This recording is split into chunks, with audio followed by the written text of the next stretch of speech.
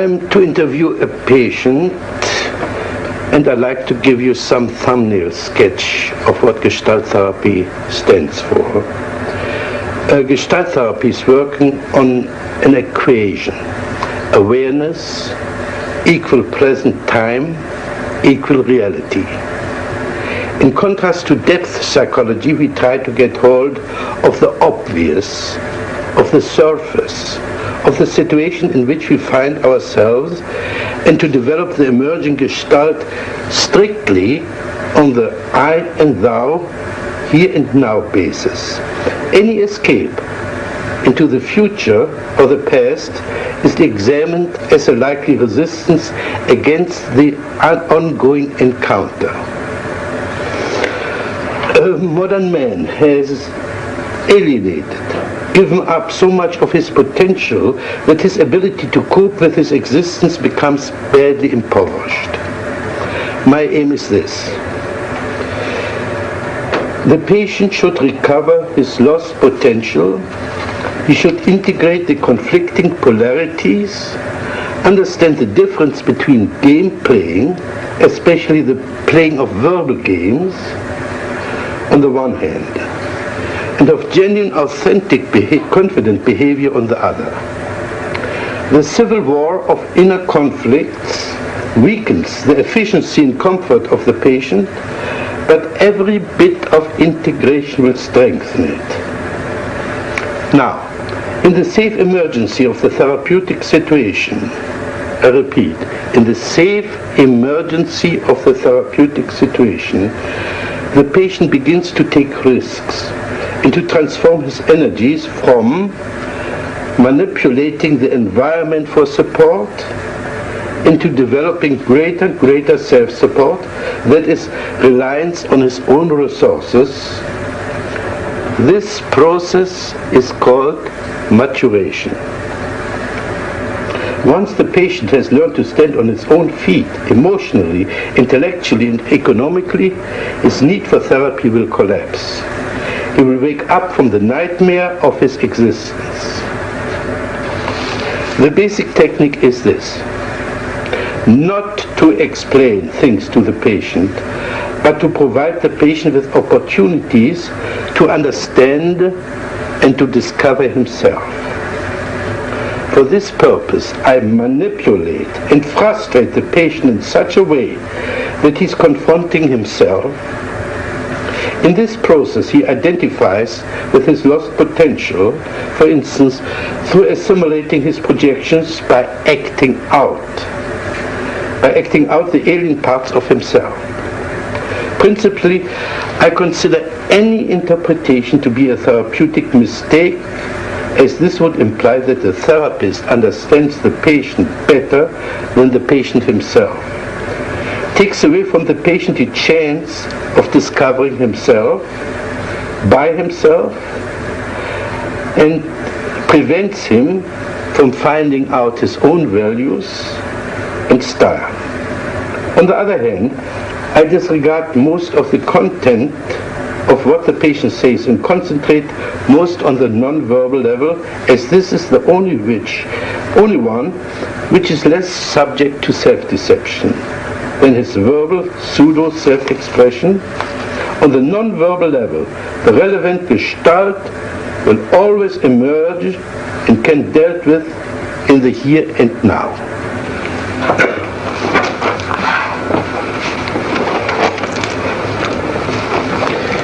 We are going to have an interview for half an hour.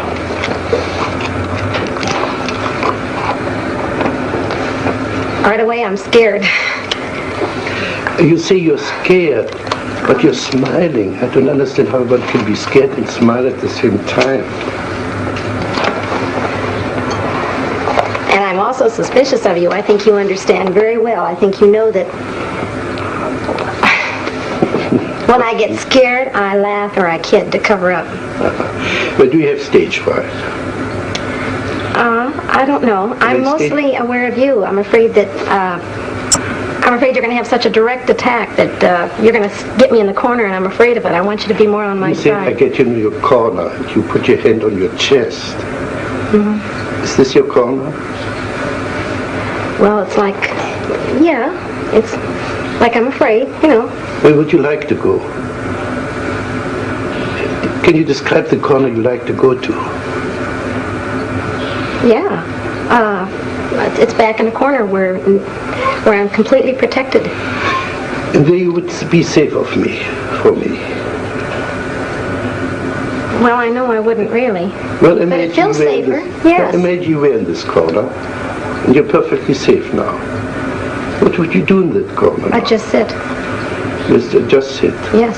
Now, how long would you sit? I don't know, but this is so funny as you're saying this. This reminds me of when I was a little girl. Every time I was afraid, I'd feel better sitting in a corner. Okay, you're panicky. Are you a little girl? Well, no, but it's the same feeling. Are you a little girl? This feeling reminds me of it. Are you a little girl? No. No, at last. How old are you? 30. Then you're not a little girl. No. Okay. So you're a 30-year-old girl who's afraid of a guy like me. Well, I don't even know if I do know I'll be afraid of you. I get real defensive with you. Now what can I do to you? You can't do anything, but I can sure feel dumb, and I can feel stupid for not having the right answers. Now what would it do for you to feel dumb and stupid? I hate it when I'm stupid. What would it do for you to be dumb and stupid? Let's put it so, like this. What would it do to me if you would play dumb and stupid? It makes you all the smarter and all the higher above me. Then I really have to look up to you because you're so smart. Yeah. Oh, yeah. And butter me up right and left. No, I think you can do that all by yourself.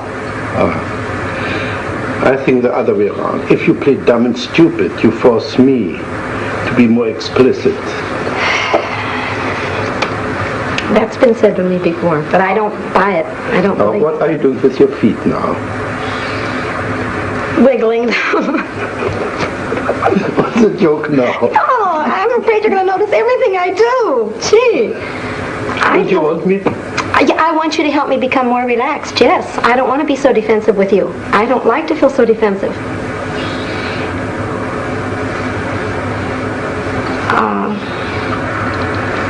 You're acting like you're treating me as if I'm stronger than I am, and I want you to protect me more and be nicer to me.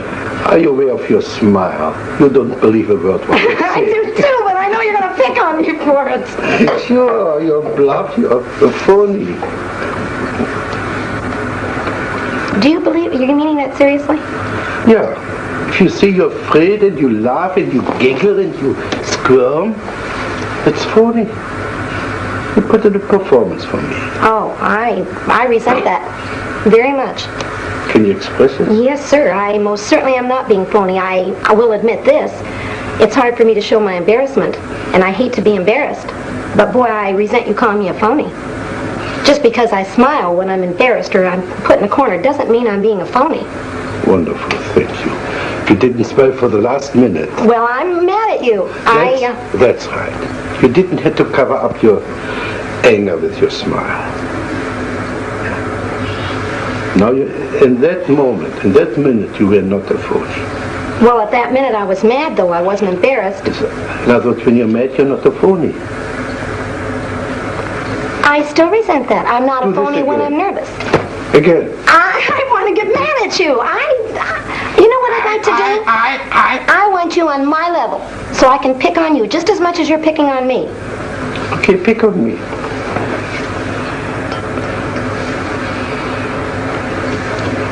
I have to wait till you say something that I can pick on. But what does this mean? Can you develop this movement? I can't find words. I want to develop this as if you were dancing.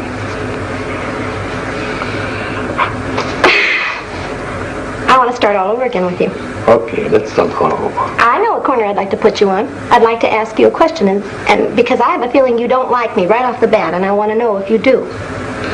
Can you now play Fritz Perls not liking Gloria? What would he say?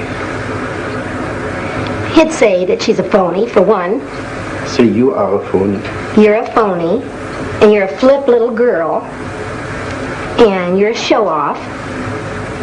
And what would Gloria answer to that? I know answer, I'd say I think you are too. Now say, tell this to me. Tell me what a phony I am. Well, I'm... See, Fritz, you're a phony. Well, phony's not quite the right word, but it's more like a show-off. A show. Like you know all the answers. Yeah. And I want you to be more human, and that doesn't seem very human to me. To know all the answers is not very human. Yeah, to right away find out how I'm kicking my feet, and why am I doing like this? Why are you doing like that? Oh dear, I've got eyes, I can see you're kicking your feet. I don't need a scientific computer to see that you're kicking your feet. What's big about that? You don't need to be wise to see that you're kicking your feet. I know, but it seems like you're trying to find some reason for it. I don't. It's your imagination. Okay, I know what I'd like from you. Can I tell you what I'd like from you? Yeah. I'd like you to be aware that I'm kicking my feet, and to be aware that I'm giggling when I'm really nervous, and accept it instead of putting me on the defense of having to explain it. I don't want to have to explain why I'm doing these things. Did I ask you to explain it? You said, why am I? Or what am I doing? No. Well, what am I doing, you said? That's right, kicking your feet. I didn't ask you to explain it. It's your imagination. That's not this Fritz, it's the Fritz of your imagination. It's a big difference.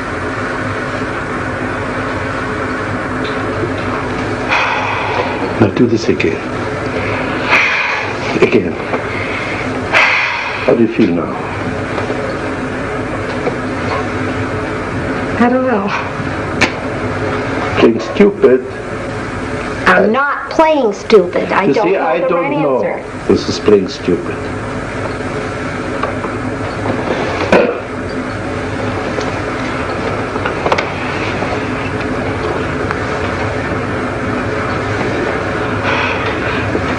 You did something with your hair there. Is by any chance something in my hair what you object to? No. No. Okay. No, but your hair and your features go along with the feeling I had about you earlier. I had a feeling I could be afraid of you. And you're the type of person that seems like you demand so much respect, and so you're... Please play Fritz. I demand so much respect. Play this Fritz you just saw. Well, you know how smart I am. I know more about psychology than you do, Gloria. So anything I say, of course, is right. Can you say the same as Gloria? Something similar as Gloria? With the same act as Gloria. I demand respect because... I don't know. You don't No, I don't. I identify it with my father, but not me. I don't feel I demand respect. You don't demand respect. No. Sure not. As a matter of fact, I'd like more. I'd like you to respect me more. Now you see, so you demand respect. All right, yes. Yes, as a matter of fact, if I could demand respect from you, I would. But do it. Who's preventing you except yourself? Because I feel if I get myself out on the corner, you're going to let me just drown. You're not going to help me one bit, and I know that I can't quite come up to standards with you. What should I do when you're in the corner? Encourage me to come out. Ah, you don't have enough courage to come out by yourself. You need somebody pull little damsel in distress out of a corner. Yes. So anytime you want somebody to pay attention to you, call into a corner and wait till the rescuer comes. Yes, that's exactly what I'd like. And this is what I call phony.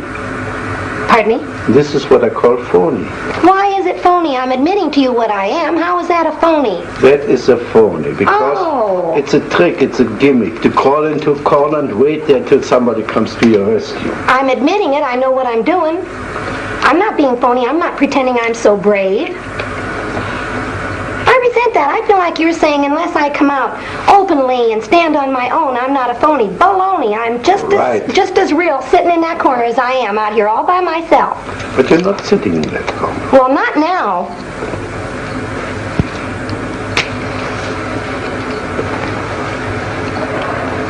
And besides that, it's like passing judgment when you call me phony. I just hate that anyway. Now we're getting somewhere. call anybody phony who puts on an act.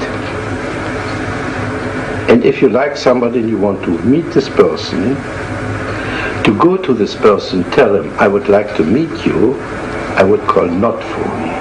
But if you coyishly go into that corner, waiting to be rescued, this I call phony. This I call phony. And I still think you're judgmental. You know what, I have a feeling? You've never felt this way in your life. You feel so secure that you don't have to feel. Anybody that does something like this, you're going to pass judgment on their being a phony. Well, I resent it. Good. Now play Fritz passing judgment. You are. You're sitting up there in your Play big old Fritz. chair. I am Fritz. I pass judgment. Pass judgment on me now. I don't feel close to you at all, Dr. Perls. I feel that's phony. I feel like you're playing one big game. Right. Sure, we're playing games, but in spite of the games, I think I've touched you now and then. I think I hurt you when I called you a phony. Well, of course you did. And I think I hit a bullseye. That's why you feel hurt. I don't know. All I know is when I feel the way I feel with you right now, it's like you don't have feeling. Fine. Now, exaggerate this. What you just did. That's it. Now, talk to me like this. I can't. I want to laugh. I'd like you to be younger than me so I could really scold you. How old must I be? My age, 30. Good, I'm 30 now. Imagine I'm 30.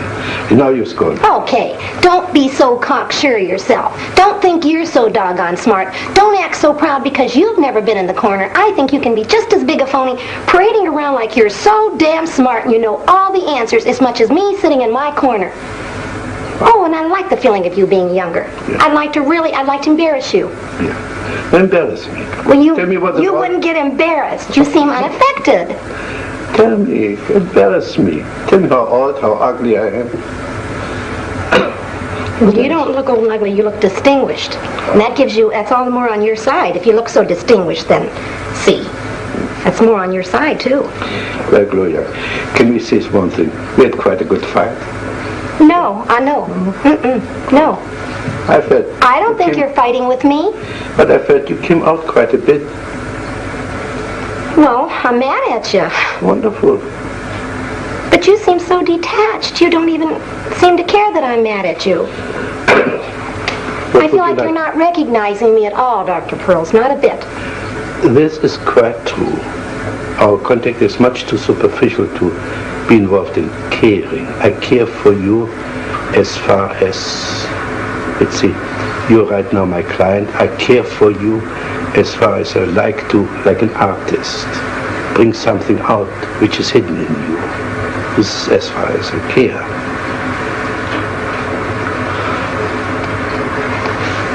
Well, I'd like to feel that there's it's frustrating. If I were to leave you right now and not see you again, it would frustrate me to feel like there hadn't been more contact. I feel completely out of contact with you.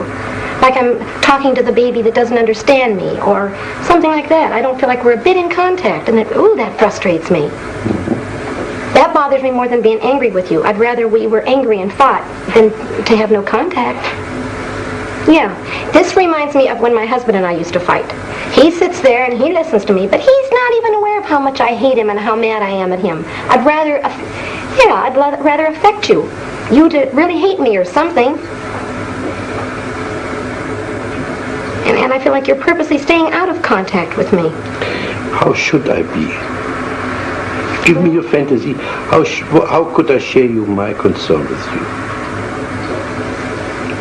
I can't say in words. I know the feeling I'd see on you, but I can't say. It's just a feeling like, I don't know. It's like I want you to respect me more as a human being, that I've got feelings. Now we come back to the beginning. So you want respect? Yes, I do. I do. See. This is a different kind of respect than I meant the first time. But you need respect. Yes. I respect you so much as a human being that I refuse to accept the phony part of yourself and address myself to the genuine part. Right now, the last few minutes, you were wonderfully genuine. You were not playing anymore. I could see you were really hurting. Well, I don't feel I've got a right when I don't like somebody or I disagree with somebody's doing. If I should respect them, if they're above me, they're superior to me, I don't feel I've got a right to really, really tell you how mad I am at you. That's garbage. You're now jacketing. You're getting back into your safe corner. Well, that's the way it feels. That's what the safe corner feels like to me. That's right. Now go back to your safe corner. Because we have to part very soon. You stayed in your safe corner. You came out for a moment.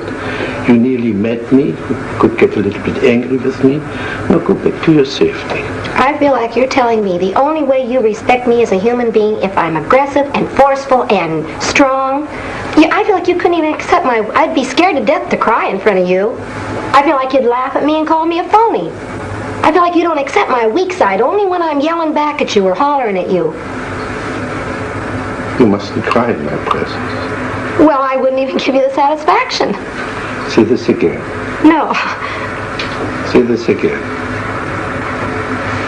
I try not to. I try not to cry in front of you or show my weak spot for fear you'd jump on me again.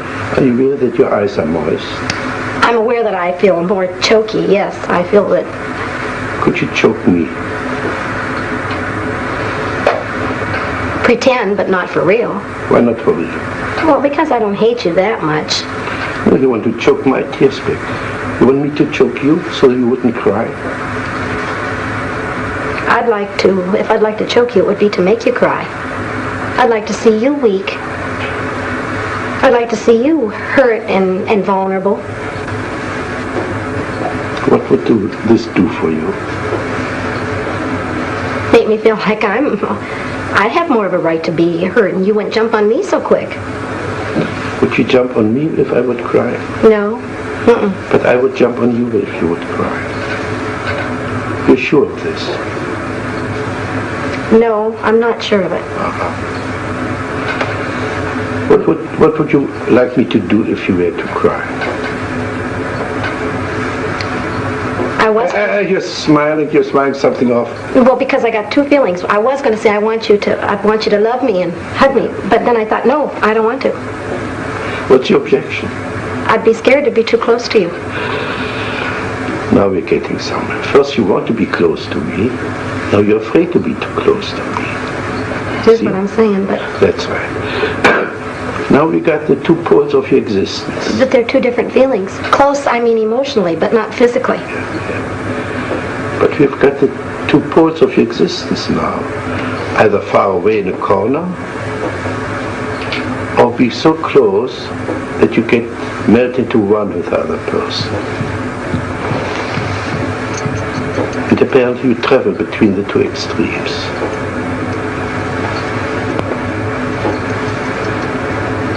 I do.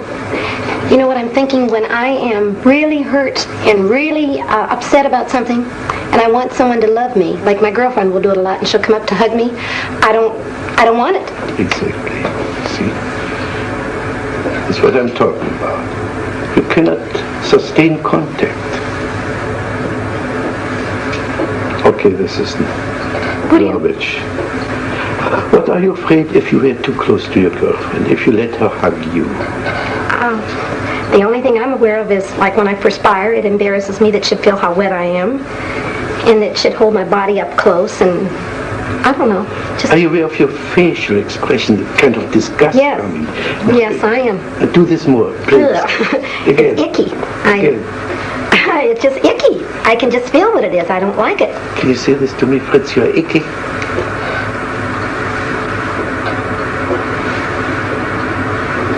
No. No?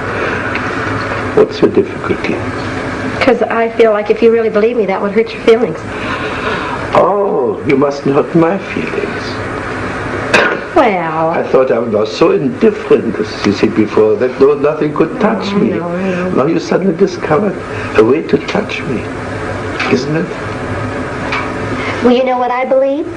I believe you're the type of person sort of like me, that you act like it wouldn't hurt your feelings, but it really would. You act strong, but you're soft and vulnerable inside there too. I think your feelings could be hurt, sure. But I don't think you'd show it very easy. What would I do? How would I conceal my feelings? By turning it back on me? by saying, now, what did you get from that, Gloria? You turned the whole thing back on me instead of showing how hurt you were. Now, can you say this to Fritz? What did you get out of this, Fritz? Say this to me. What'd you get out of what? What you just said, just a sentence. Sure, I know what you'd get out of it. If I said, what did you get out of this, Fritz, you'd say, nothing. It didn't bother me. It was you that did it. You still wouldn't let me know you were hurt. But I know what it would be if you told your true feelings, that you didn't want to show you're hurt, so you covered it up. Same way with me in the corner. Now, if I were hurt, if I would cry, what would you do with me?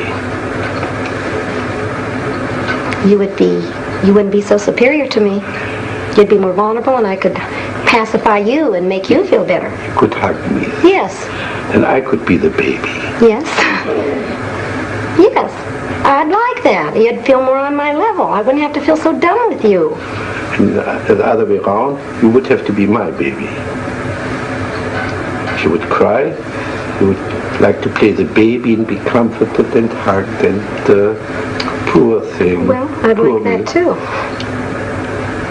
But I tell you something, Gloria. I think we came to a nice closure. I think we came to a little bit of understanding. I think we finished this situation now, all right? All right.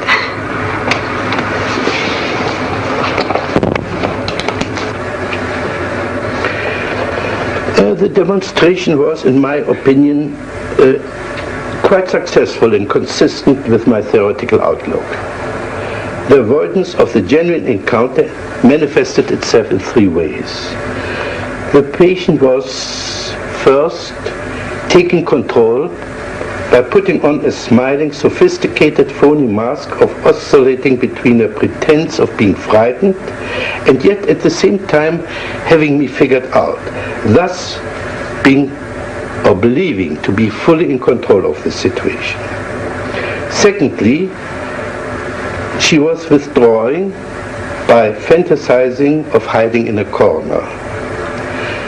Thirdly, she was blocking the real encounter of melting through crying, which then would have been the real emotional meaning of this meeting. The patient was capable of identifying herself with several fantasies she had projected onto me. This was especially evident with regard to her initial denial for a need to be respected. The need for environmental support started to come out besides her need to get respected. It was verbalized in her wish to be cared for, rescued from the corner, and so on. I broke off the session when the first tears began to appear. She began to play the role of the lonely child and apparently wanted to be hugged and comforted.